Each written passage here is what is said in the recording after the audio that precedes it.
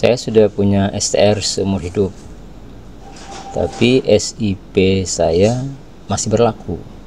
Kira-kira saya perlu nggak mengganti SIP lama saya dengan SIP baru, karena STR saya sudah bukan STR yang lama ya, yang ada masa berlakunya, tapi sudah seumur hidup. Baik, dari Kementerian Kesehatan petunjuknya adalah tidak perlu diganti ya.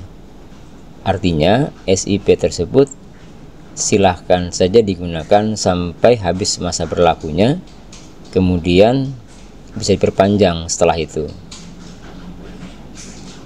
Apakah ini tidak jadi masalah? Seharusnya tidak jadi masalah ya, karena ini kan Kementerian Kesehatan yang memberikan ketetapannya. Menurut kami sendiri, berdasarkan aturan undang-undang, pembuatan izin praktik itu dasarnya adalah STR, dan STR yang digunakan itu adalah STR yang masih ada masa berlakunya, sehingga SIP yang sekarang digunakan itu seharusnya merujuk kepada data STR yang lama. Apakah ini bisa jadi masalah? Itu dia pertanyaannya pasti ya. Dari sisi hukum bisa jadi ya. Karena apa? Karena kalau kita melihat hukum itu kan positif, dia pasti berdasarkan bukti atau evidence.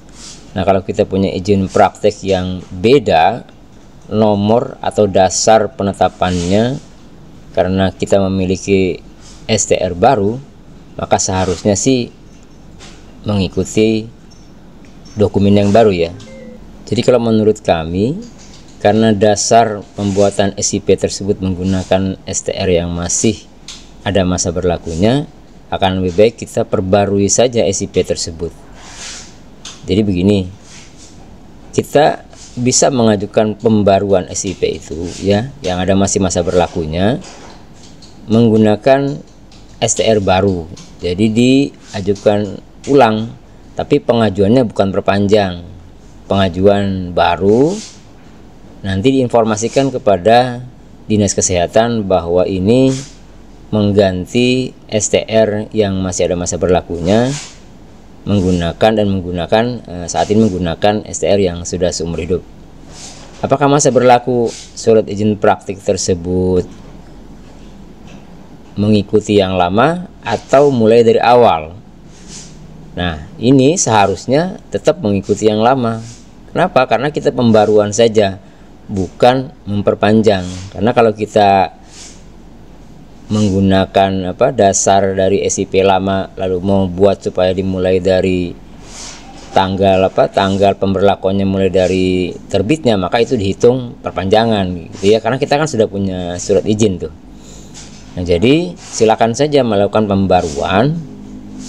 Yang penting Dinas Kesehatannya bisa memfasilitasi ya, karena kan kita kebutuhannya adalah pembaruan data dari STR lama menjadi STR yang sudah seumur hidup. Masa berlaku SIP-nya atau surat izin prakteknya itu tetap. Misalnya dia berlaku 2 tahun lagi, maka tetap berlaku 2 tahun lagi. Sehingga nanti SIP-nya tetap pengumpulan SKP mengikuti masa berlaku SIP tersebut. Ini sangat penting ya untuk